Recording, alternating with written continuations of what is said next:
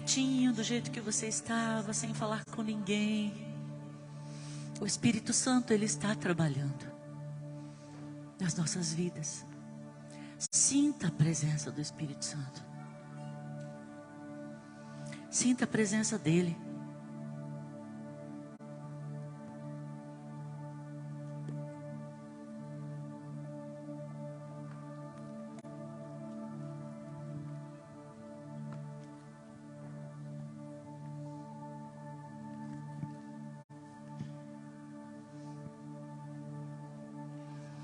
Nós somos como uma fogueira, aqueles gravetos que a gente quer fazer uma fogueira e vai colocando um graveto e vai colocando outro.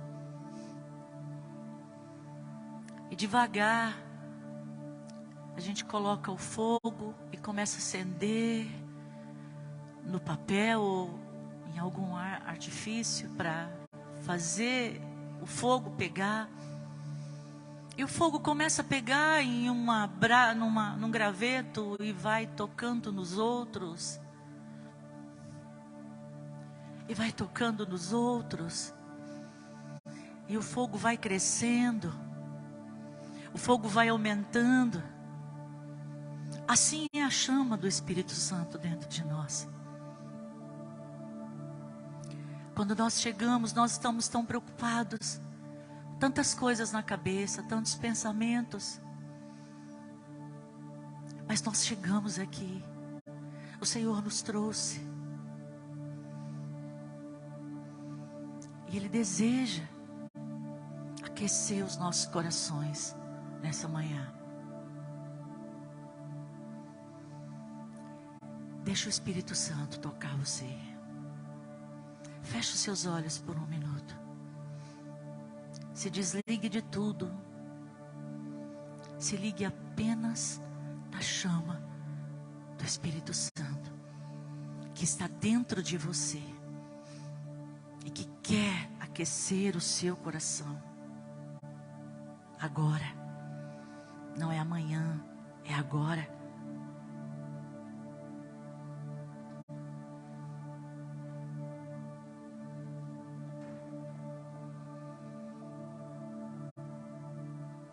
A intimidade, ela só cresce aonde há reverência. Temor, desejo, vontade de mais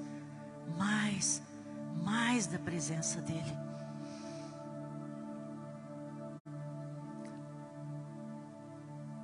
O quanto você deseja da presença de Deus, é você quem vai medir essa intensidade. É você que vai medir. Quanto mais você desejar, mais Ele vai se revelar a você. Mais você vai senti-lo dentro do seu coração, do seu espírito. Tocando, falando com você, sentindo a presença dEle. Mas você precisa se entregar. Senhor, é tão bom estar na Tua presença. É tão bom sentir que o Senhor está aqui conosco. Nós queremos que o Senhor continue. Continua, Senhor, aquecendo esses corações. Continua a tocar, a trazer, Senhor, como um fogo purificador, purificando os nossos corações, as nossas emoções, refinando, trazendo, tirando toda a impureza e trazendo de verdade a verdadeira adoração. Um verdadeiro adorador que deseja e busca mais e mais e mais e mais da Tua presença. Fala conosco, Senhor. Nós queremos ouvir a Tua voz. Queremos ouvir a Tua voz. Continua a falar conosco. Em nome de Jesus. Amém. Eu quero convidar você a abrir a palavra de Deus no livro de 2 Samuel, capítulo 6. Eu convido você a se colocar de pé, em reverência à palavra de Deus. Nós vamos estar lendo 2 Samuel, capítulo 6, do versículo 1 ao 12. O Senhor quer nos ensinar algumas coisas dentro desse texto.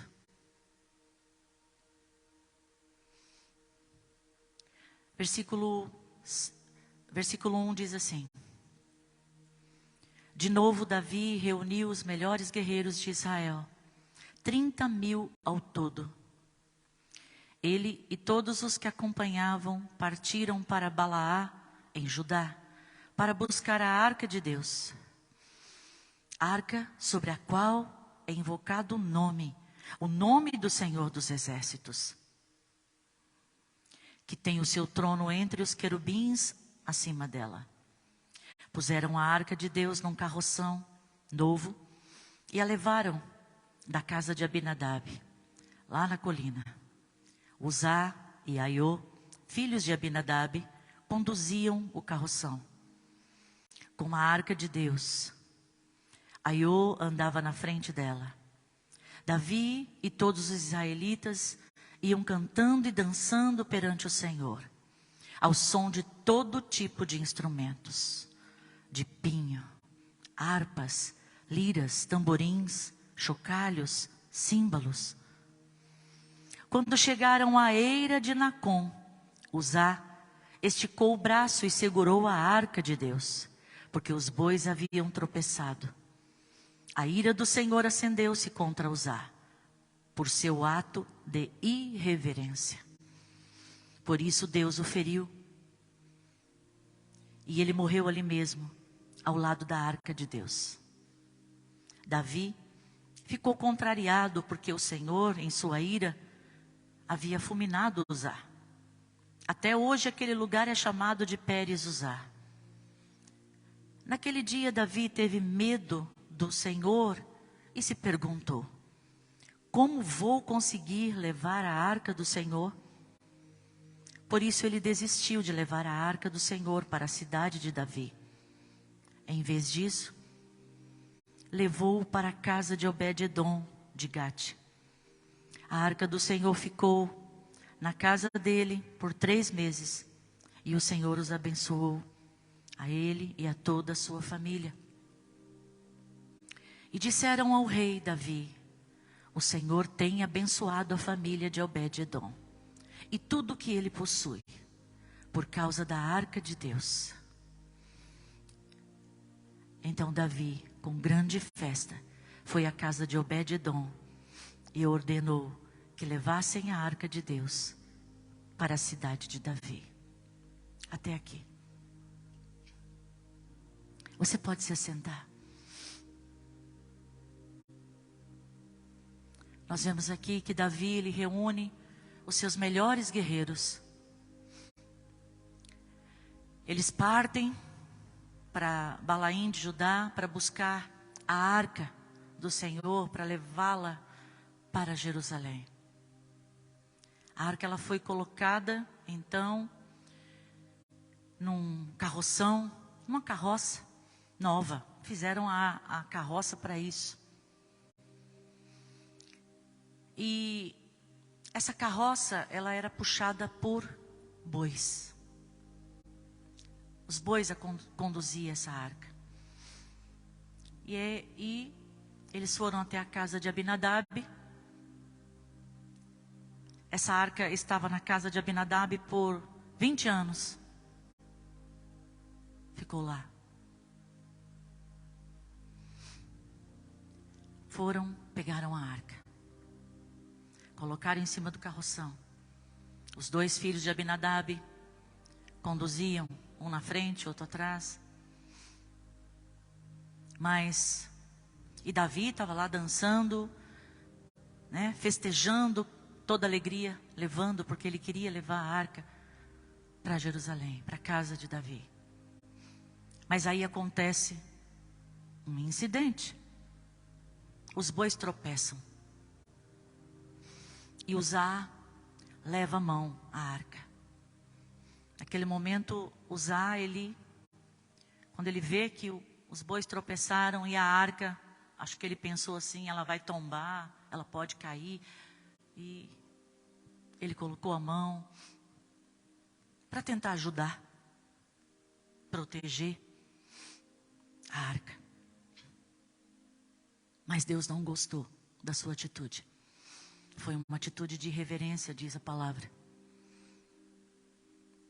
E Deus mata Uzá ali mesmo. O que essa história nos ensina?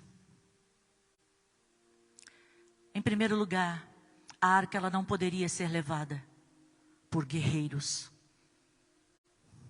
Homens que estavam no combate, que estavam manchados de sangue, de vidas. A arca de Deus, ela não pode ser levada de qualquer maneira.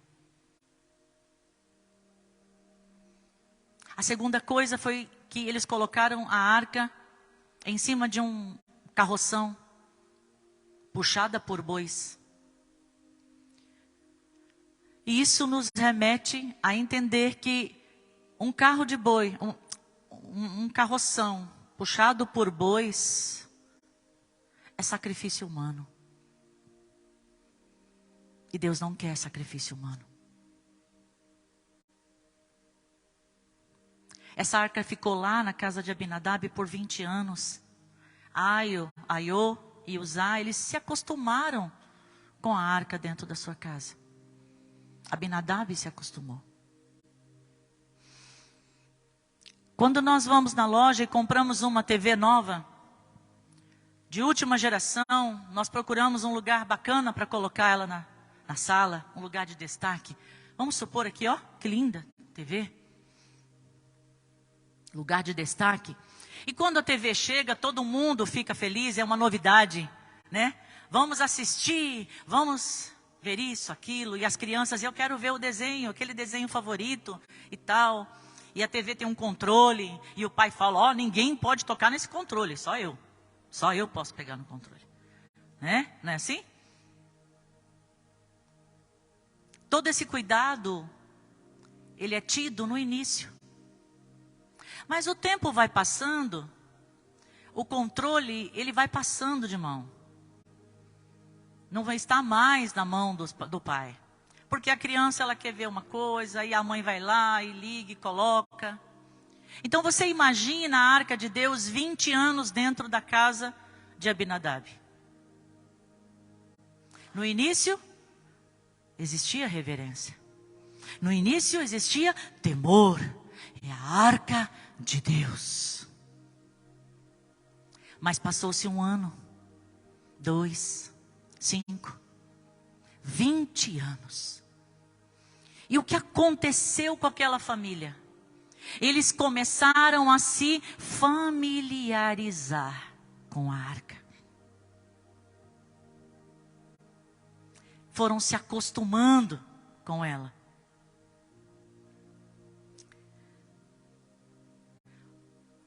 O fato de eu conhecer um amigo não significa que eu tenho intimidade com ele. Não é verdade? A intimidade e a familiaridade, ela se confunde muitas vezes. Nós nos acostumamos, nós nos familiarizamos com as coisas de Deus. Abinadab também, e os seus filhos também. Nós já acostumamos que domingo tem culto, que sábado tem culto, que quarta tem oração, que quinta tem oração. Nós vamos nos acostumando. E isso parece que vai fazendo parte da nossa vida como um ritual. Não, eu não posso faltar no culto de domingo, porque senão a minha semana é como se fosse um amuleto. Deus vai nos chamando e nos trazendo de volta ao primeiro amor, ao desejo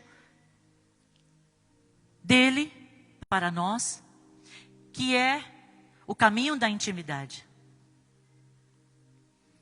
Não o caminho da familiaridade, de se acostumar com as coisas de Deus. Eu já estou acostumada a cantar. Esse louvor eu já sei de trás para frente, não preciso nem ensaiar. Eu já estou acostumada a pregar, eu prego qualquer hora. Eu faço isso, eu faço aquilo. E aí, os bois eles tropeçam na eira de Nacon. Nacon significa preparado. E aí o Senhor me levou a pensar assim: Miriam, em algum momento da sua vida, você pode passar pela eira de Nacon. E no momento em que você passar por essa eira de Nacon, que significa estar preparada, você está preparada? Você está preparada? Todos nós vamos passar por esse momento. E o Senhor nos pergunta: você está preparado para esse momento? Uzá não estava preparado.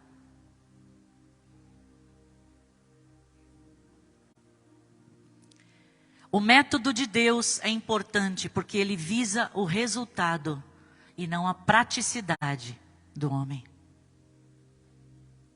Davi falou: não, a gente vai dar um jeito, a gente pega uma carroça, coloca, né? Vamos lá, pastor, a gente resolve rapidinho, né? Praticidade, agilidade, tal. Deus, ele não gosta disso. Não.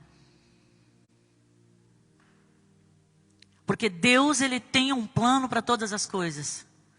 E ele sabe o que ele deseja daqui a 1 minuto, daqui a 1 hora, daqui a um dia, 10, 20. Na minha vida e na sua vida. Por isso, nós precisamos confiar e descansar no trabalhar de Deus na nossa vida.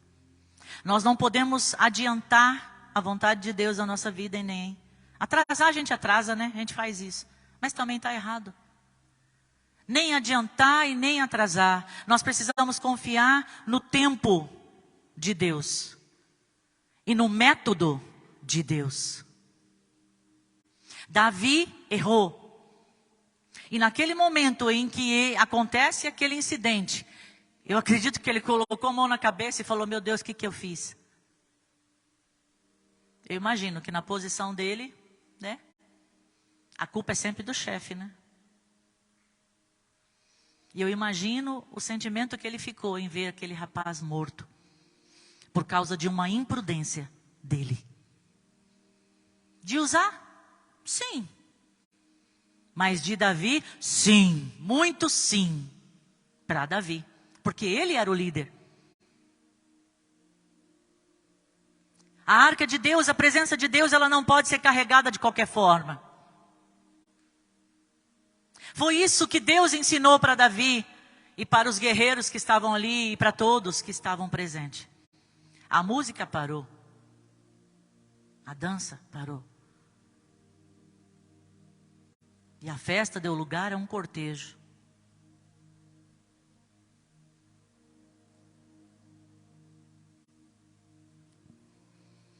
Uzá, ele conviveu com a arca durante 20 anos. Ele perdeu o temor.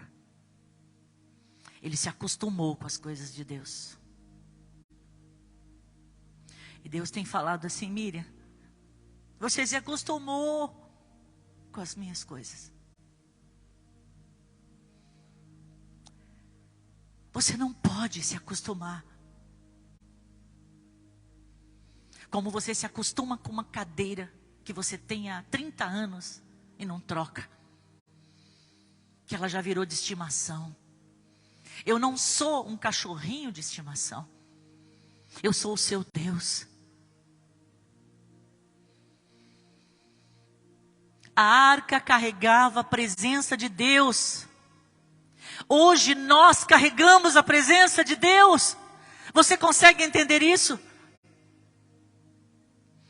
Você consegue entender a preciosidade, o valor, o diamante que você carrega dentro de você? Que é o Senhor? Que é o Espírito Santo morando dentro de você? Aquele que um dia escolheu aceitar Jesus como Senhor e Salvador e disse: eu quero Ele como meu Senhor. Eu acredito que Deus existe. Ele é o meu Pai. E quando você o aceitou, o Espírito Santo, ele veio morar dentro de você. Mas o Senhor, ele diz assim: filho, não se acostume com as minhas coisas. Não se acostume. Porque hoje eu faço de um jeito, amanhã eu mudo. Eu tenho sempre o melhor. Sempre o melhor para você, mas você precisa descansar em mim. Descansar no meu trabalhar na sua vida. Ele foi cuidando das coisas de Deus e ele foi perdendo a reverência e o temor de Deus. Quantos de nós estamos cuidando das coisas de Deus e estamos perdendo a reverência? As coisas de Deus, ou baixei, remande como anaiastei.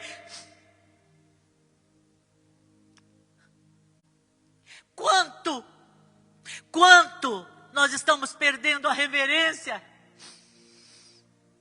nas coisas de Deus, com o Senhor, com aquilo que Ele nos deu. Nós carregamos algo de grande valor dentro de nós. Nós não merecíamos, mas Ele nos deu. Ele achou que podia cuidar de Deus, como se Deus precisasse de cuidados. Nós não fomos chamados para cuidar de Deus, e sim sermos cuidados por Ele. Pare de cuidar de Deus. Pare de cuidar das coisas dEle. Ele sabe muito bem como fazer. Ele sabe muito bem como fazer. Pare de querer dar ordem a Deus. Senhor, agora o Senhor faz assim. Para de querer colocar Deus numa caixinha. Quando você precisa, você vai lá, abre a gaveta, pega a caixinha e fala: ó Deus, eu quero conversar com o Senhor. Porque, a situação está tão difícil, eu estou passando isso. E aí você vai lá e lembra dele. Mas no dia da festa, no dia que você está tão feliz, você não lembra? Não passa na sua cabeça ir lá, pegar a caixinha e falar, e abrir e falar: Deus, eu estou aqui só para te agradecer. É por isso que a Bíblia fala que é melhor você estar num enterro do que numa festa. Porque quando você está num enterro, seu coração está quebrantado. E quando você está numa festa, a última coisa que você vai lembrar é de Deus. Porque o que você quer é curtir o momento.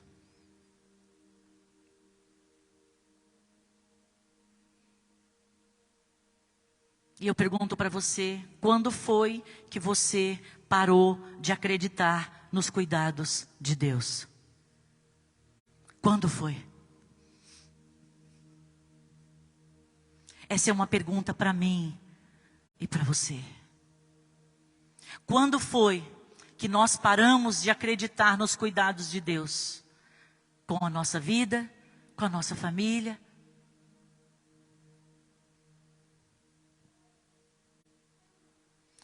Deixou de confiar nos métodos de Deus e confiou nos seus próprios métodos. Na força do seu braço.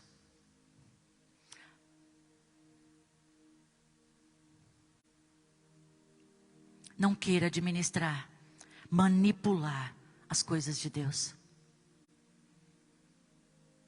Não é bom. E pode ter certeza que o fim vai ser bem desastroso.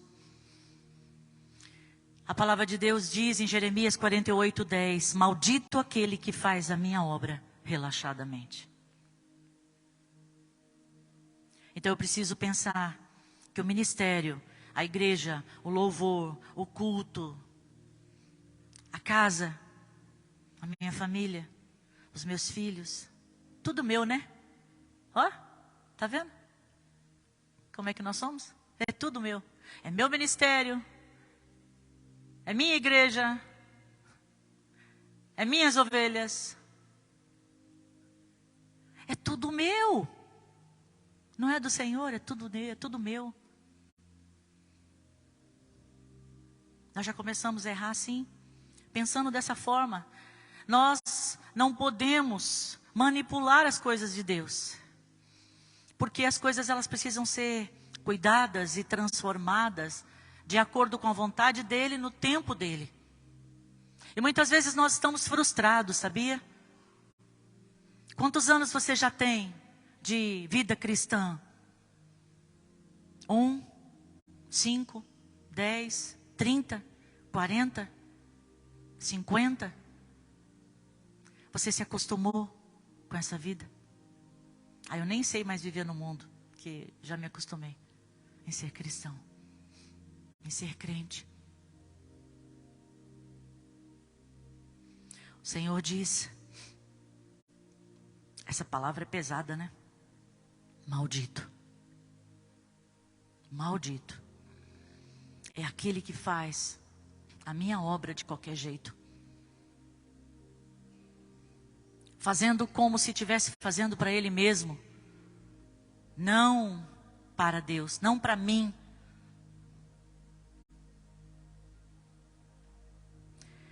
O pastor Ari Veloso, um pastor mestre em teologia, missionário da CEPAL, fundador da Igreja Batista lá em São Paulo, no Morumbi, uma vez ele disse assim,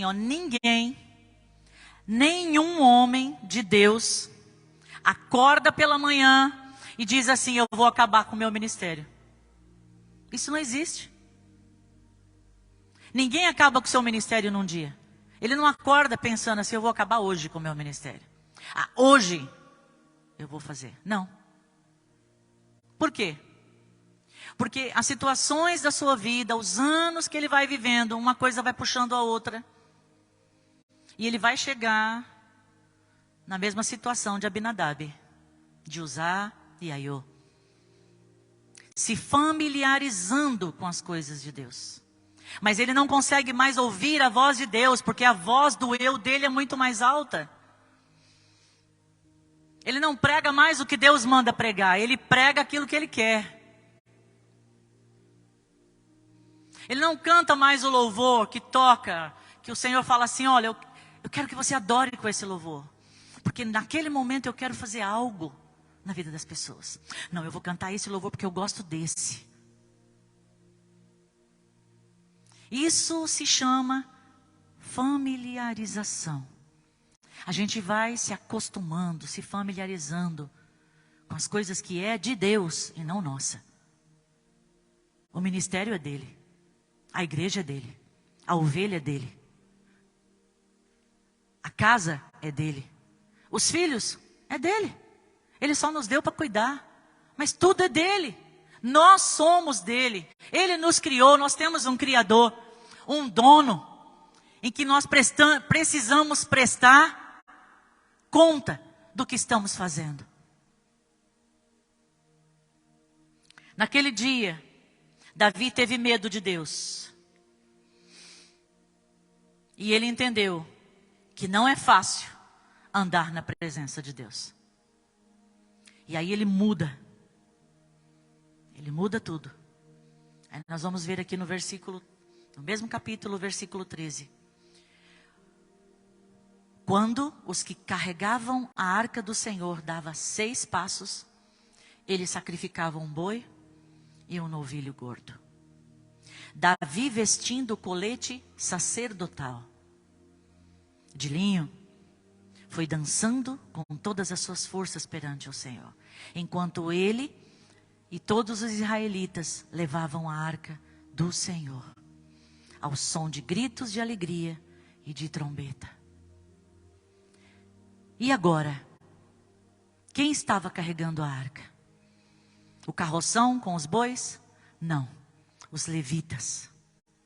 Agora os levitas carregam a arca, porque os levitas foram levantados para esse serviço. Levita é servo da casa de Deus. Davi não vai mais com espada e pronto para uma guerra buscar a arca. Ele vai vestido como um sacerdote.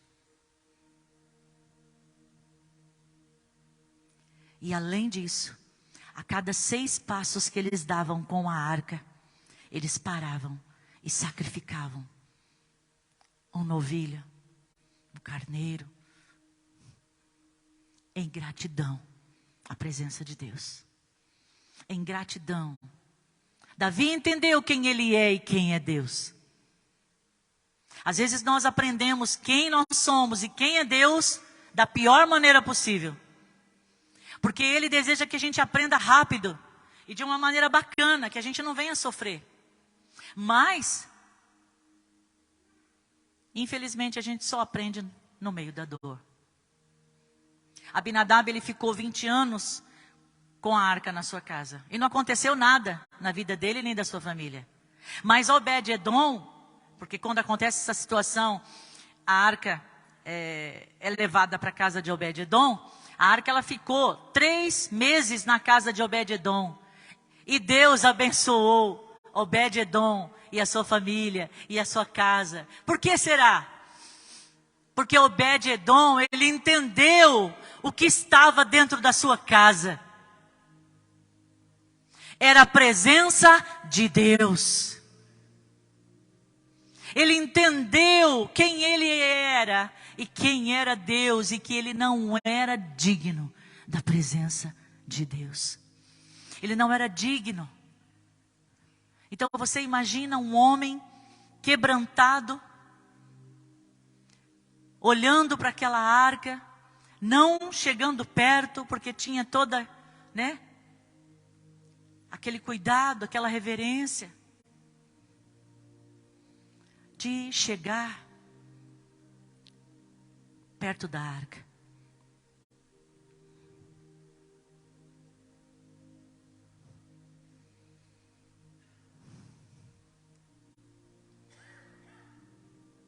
O segredo não está no tempo que você tem de crente, mas na reverência que você tem na presença do Senhor.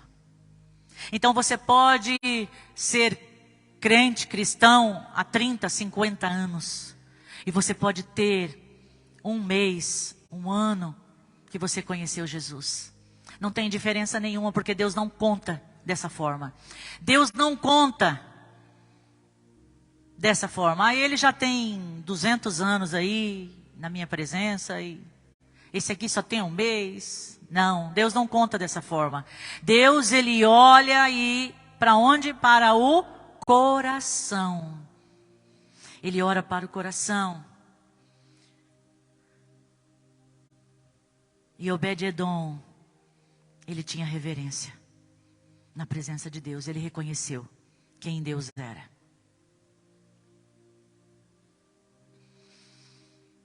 A palavra de Deus diz em Isaías 42:8 que Deus não divide a sua glória com ninguém.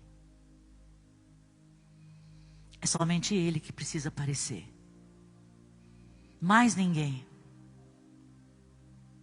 A primeira tentativa de Davi foi o caminho da familiaridade, mas o segundo foi o reflexo da santidade.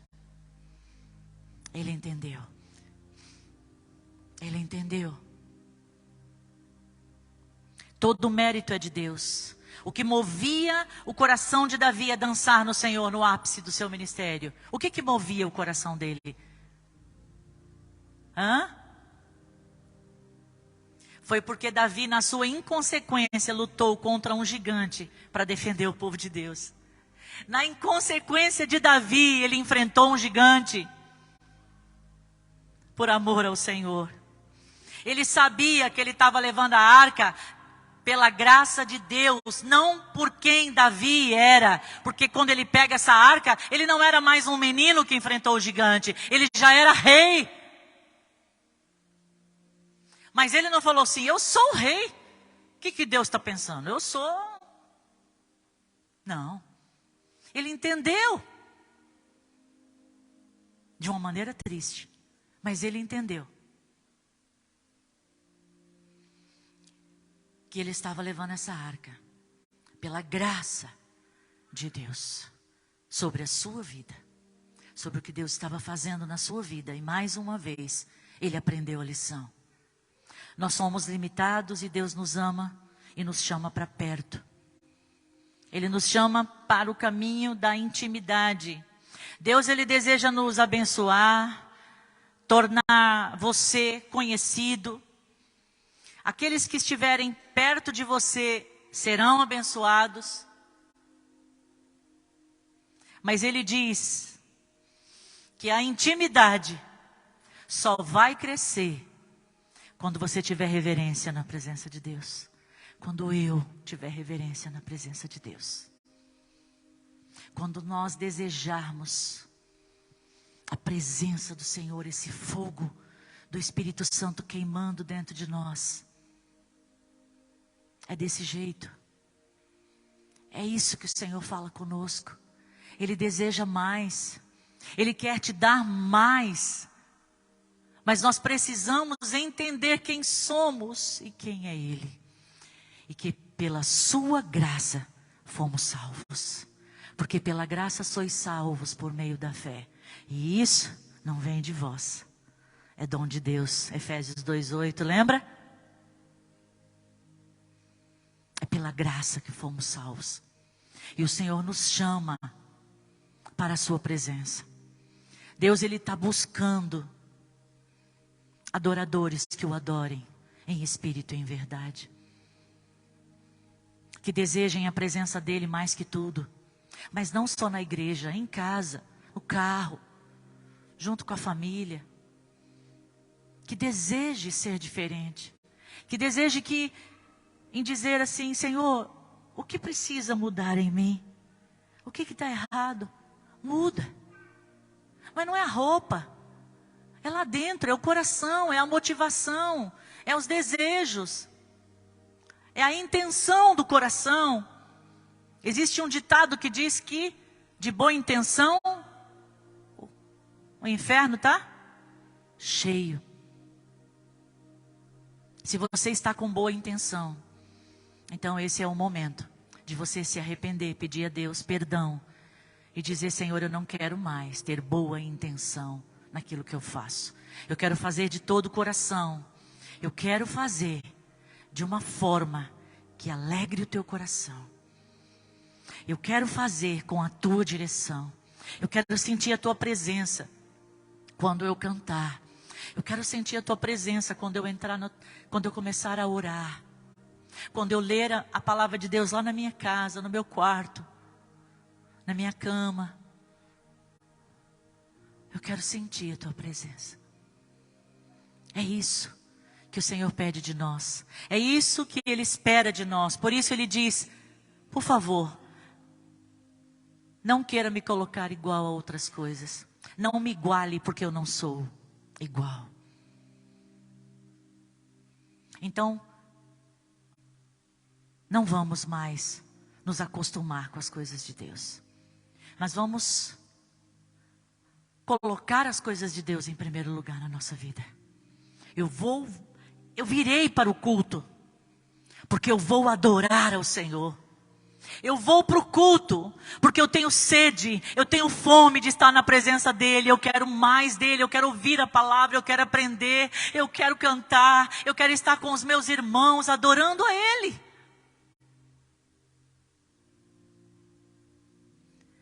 Quando a gente chegar aqui, da porta para fora, vamos deixar os nossos problemas ali, ó, as nossas preocupações lá. E coloque Deus em primeiro lugar. Não que Ele não vai resolver e Ele não queira saber dos seus problemas. Ele quer sim. Mas a palavra de Deus diz em Mateus capítulo 6, versículo 33. Buscai em primeiro lugar o meu reino e a sua justiça. E todas as demais coisas. Tudo que você precisar. Eu vou acrescentar na sua vida. Então, vamos subir para Jerusalém. Vamos subir para Jerusalém. Vamos subir em adoração ao noivo, a Ele que vem, a qualquer momento, Ele vem buscar a sua noiva. E as nossas lâmpadas precisam estar acesas, preparadas, assim como nós ouvimos a palavra ontem. Precisamos estar preparados para o encontro com o nosso noivo. Amém? Eu convido você a se colocar de pé. Nós vamos orar. E se nesse momento essa palavra falou com você, e você reconhece que precisa haver algumas mudanças na sua vida, então eu convido sim você vir aqui à frente. E nós vamos orar por você. Nós vamos estar orando por você.